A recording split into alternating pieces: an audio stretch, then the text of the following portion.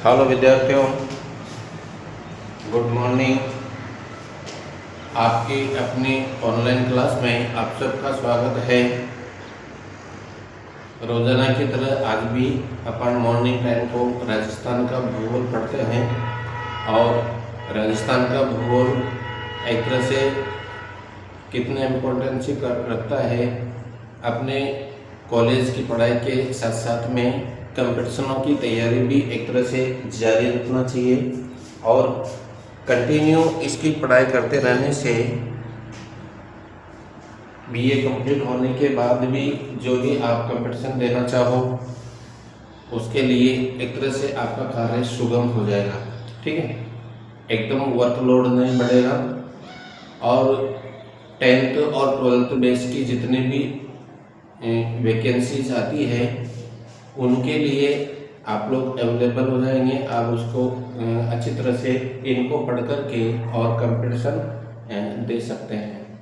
ठीक है, तो राजस्थान का भूगोल और भारत का भूगोल से संबंधित अपनी ऑनलाइन क्लासें चलती है। भारत का भूगोल अपने शाम को समय और राजस्थान का भूगोल मॉर्निंग टाइम को अपनी क्लास कंटिन्यू चलती है, जो कि पढ़ाई के साथ साथ में इनका कंपटीशनों का तैयारी भी ज़रूरी है। और दूसरी बात है कि ऑनलाइन क्लासों के साथ साथ में आपको कॉलेज से संबंधित होने वाले कार्यक्रमों की भी जानकारी इस चैनल के माध्यम से आपको मिलती रहती है। आप लोग इस पर बने रहें और अपने दोस्तों को भी इस चैनल से जोड़ने की कोशिश करें ताकि अधिक से अधिक बच्चों का फायदा हो सके। ठीक है, तो अपन बिना देरी के पढ़ते हैं। राजस्थान की वनस्पति के बारे में कितनी बार कंपटीशनों में क्वेश्चन पूछा गया है और अपन ने इसको प्रशासनिक दृष्टि से और सामान्य जलवायु की आधार पर राजस्थान की वनस्पति को अलग अलग भागों में वर्गीकृत किया है। ठीक है, तो पिछली क्लास में अपन ने जो पढ़ा है प्रशासनिक दृष्टि से राजस्थान की वनस्पति कितने भागों में बांटी गई है और उसमें क्या क्या विशेषताएं पाई जाती है, उसका संरक्षण और विकास करने की जिम्मेदारी कौन सी संस्था को होती है, राजस्थान के कुल वनों के कितना प्रतिशत भाग उसमें मिलता है, कितनी बार कंपटीशनों में क्वेश्चन पूछा गया है। आप भी उसको अच्छी तरह से पिछली क्लास में जाकर के उसको रिपीट कर करके अच्छी तरह से समझते हुए पढ़ना है। ठीक है,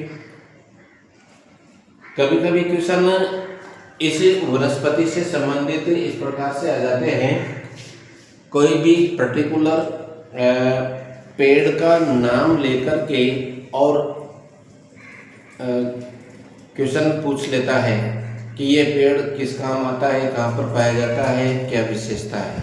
इस प्रकार की विशेषताओं से संबंधित अपन जानकारी प्राप्त कर लेते हैं। जैसे पहला नंबर का है कि खेर वृक्ष प्राचीन काल से ही इसकी बहुत विशेषताएं हैं। खेर वृक्ष, सबसे पहले तो इसका botanical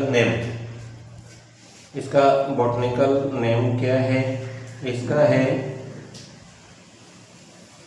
acacia catechu. Botanical name acacia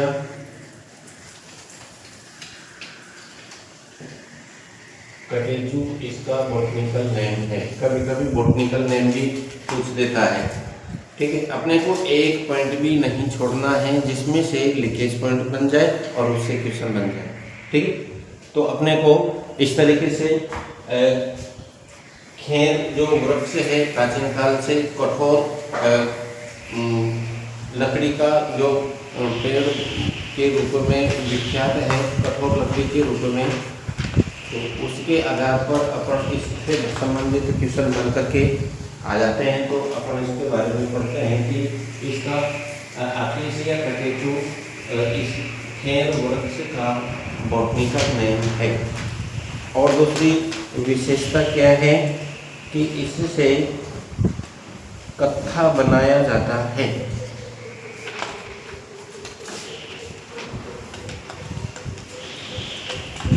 उपयोगिता क्या है इसकी? इससे कत्था बनाया जाता है। कत्था जानते हो, पान बनाने का जो उसमें लाल कलर हो जाता है, इसी के कारण होता है।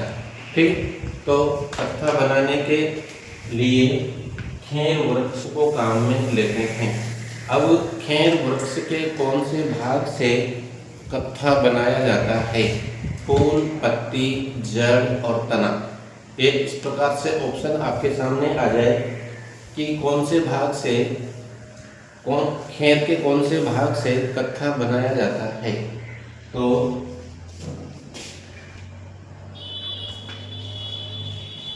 खैर के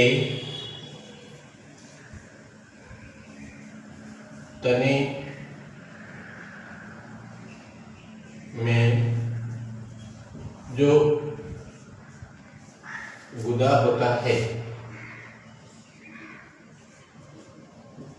से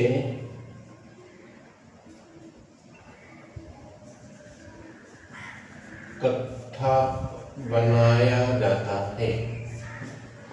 जो गुदा होता है उसके तने में जो गुदा मिलता है लाल रंग का, उसको निकाल करके और कूट करके, पीस करके और उसको भिगो करके जमा दिया जाता है और एक तरह से उसको कत्थे के रूप में काम में लेते हैं। ठीक, तो खैर के तने से मिलता है। तने का जो गुदा होता है लाल रंग का होता है और उससे मतलब उसको काम में लेते हैं। ठीक, तो इस प्रकार से खैर के तने से प्राप्त होता है ये। और इसकी क्या विशेषता है कि कथोड़ी जनजाति के लोग ये कत्था प्राप्त करने का कार्य करते हैं। कौन करते हैं?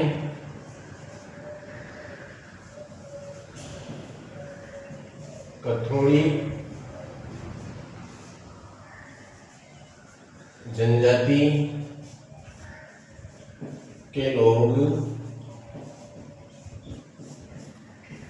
कत्था प्राप्त करने का कार्य करने वाली जनजाति का नाम आ जाए, इससे संबंधित क्वेश्चन बनकर के आ जाए कि कत्था, खैर से कत्था प्राप्त करने वाली जनजाति है कथोड़ी। ठीक है, तो इस प्रकार से आप किसी भी प्रकार से क्वेश्चन घुमा करके पूछे, आंसर ये है कथोड़ी जनजाति के लोग खैर के वृक्षों से कत्था प्राप्त करने का कार्य करती है।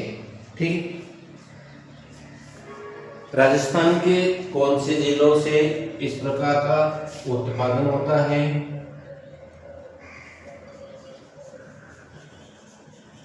राजस्थान के उदयपुर व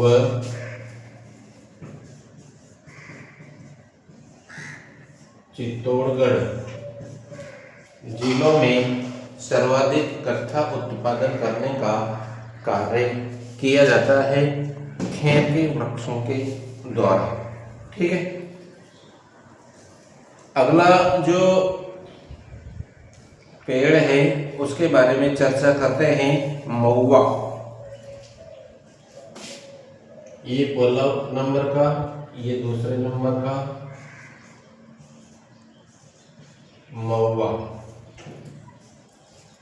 महुआ देखा होगा आपने, किशमिश की तरह, सूखने पर किशमिश की तरह इस प्रकार से बन जाता है, जैसे दांत जिसे बनते हैं उस प्रकार का बन जाता है। उसके बीच में एक छोटा सा बीज निकलता है ना, और मीठा सा लगता है, इस प्रकार का फल होता है। तो ये एक तरह से जंगली क्षेत्रों में पाया जाने वाला पेड़ है और छोटे छोटे अंगूर की तरह फल लगते हैं। सूखने के बाद में एक तरह से दाग के समान एक किशमिश की तरह इस प्रकार से सूख जाता है। ठीक, तो इस प्रकार का जो लाल काले रंग का इस प्रकार का होता है महुआ, तो ये भी जंगली क्षेत्रों में पाए जाने वाला फल है, पेड़ है। और इसको प्राप्त करने के लिए भी कितनी बार क्वेश्चन पूछ लिया जाता है। तो किस तरीके से क्वेश्चन बन करके आता है। सबसे पहले इसका बॉटनिकल नेम है मधुका लोगोफेरिया।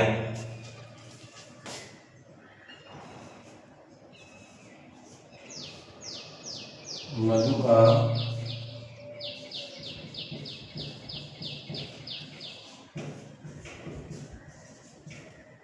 लोगोफेरिया इसका बॉटनिकल नेम है। और इससे संबंधित किस प्रकार से क्वेश्चन बन करके आता है कि ये आदिवासी लोगों का कल्प वृक्ष कहलाता है। आदिवासी लोगों का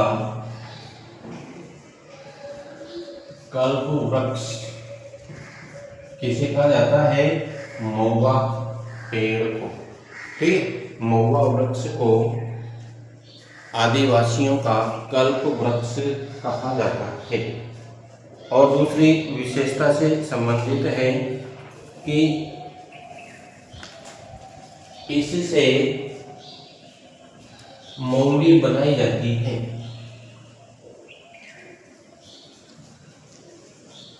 इसके फलों से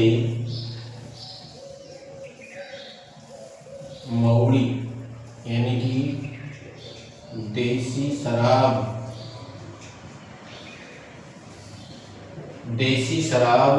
बनाई जाती है।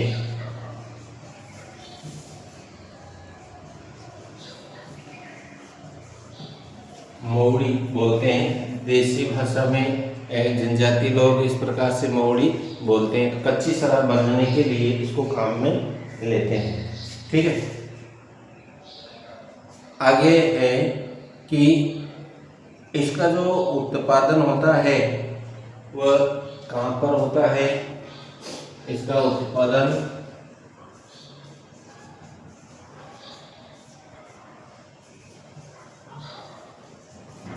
उदयपुर, चित्तौड़,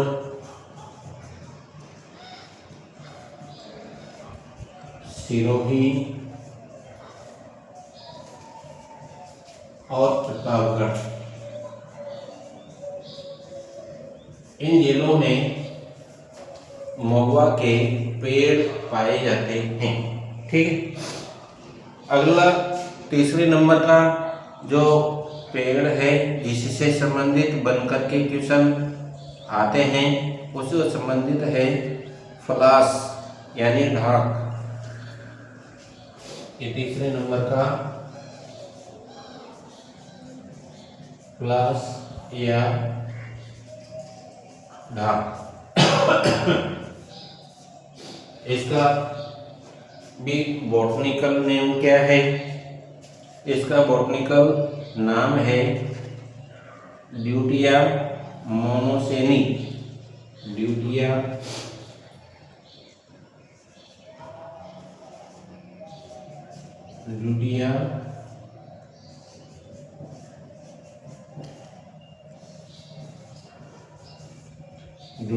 मोनोसेनी इसका बॉटनिकल नेम है। इसे देखो जंगल की आग कहा जाता है। The flame of forest.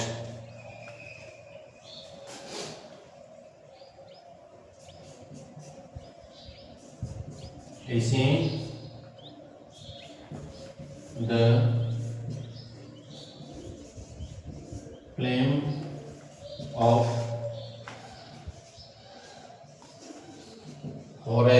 कहा जाता है। जंगल की आग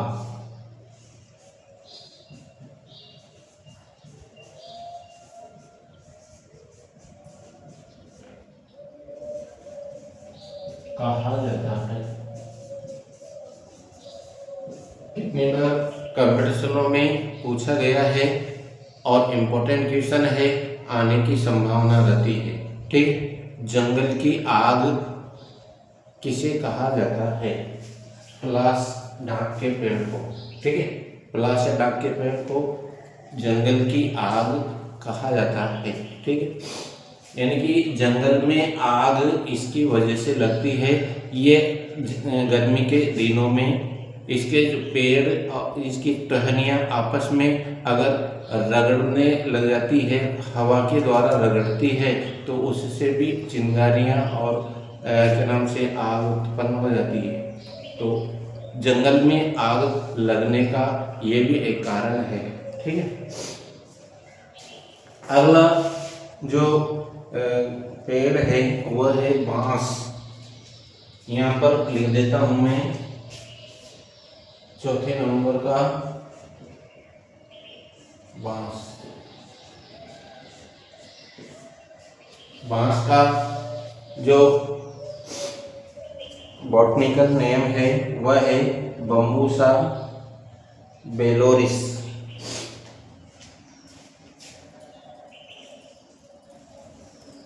बम्बूसा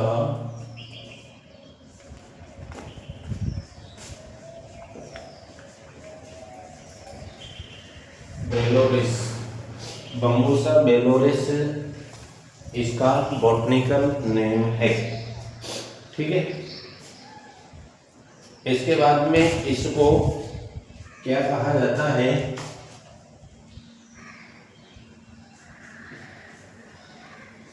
इसे हरा सोना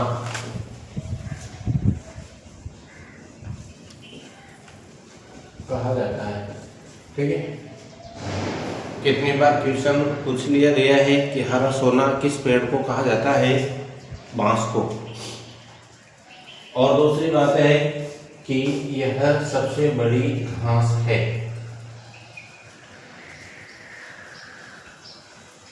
यह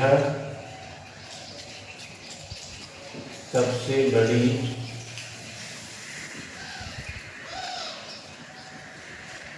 घास है, यानी कि घास की प्रजाति, घास की प्रजाति का पेड़ है क्या? बांस। ठीक है, बांस एक घास की प्रजाति का पेड़ है और इसे सबसे लंबी बड़ी घास माना जाता है।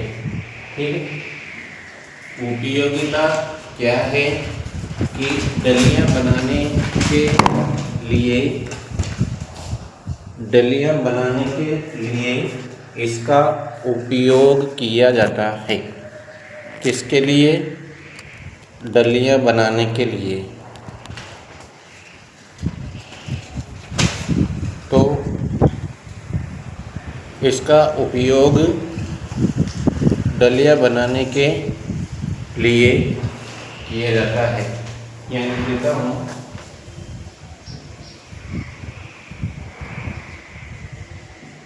डलियां बनाने में इसका उपयोग है। ठीक, और आवासीय सामग्री एकत्रित करने, डलियां बनाने, इस प्रकार की उपयोगिता के लिए इसको काम में लेते हैं। गोंद प्राप्त करने के लिए भी इसको क्या नाम से, खेर का जो वृक्ष है इसका गोंद भी प्राप्त किया जाता है। क्या लिख लेना आप, इसका गोंद प्राप्त किया जाता है। आदिवासी लोग जो कत्था भी प्राप्त करते हैं और गोंद भी प्राप्त करते हैं। ठीक है, तो इस प्रकार से अपन ने ये पूछे जाने वाले जो इम्पोर्टेंट पेड़ हैं, इन पेड़ों से संबंधित भी क्वेश्चन कितनी बार पूछा गया है और पूछने की संभावना रहती है, तो इसके बारे में भी अपन ने अध्ययन कर लिया। और अब वनस्पति से संबंधित किस प्रकार से क्वेश्चन बन करके आते हैं उनके बारे में अध्ययन करेंगे अगली क्लास में। आप बने रहिए और अपने दोस्तों को भी इससे जोड़ते रहिए। धन्यवाद।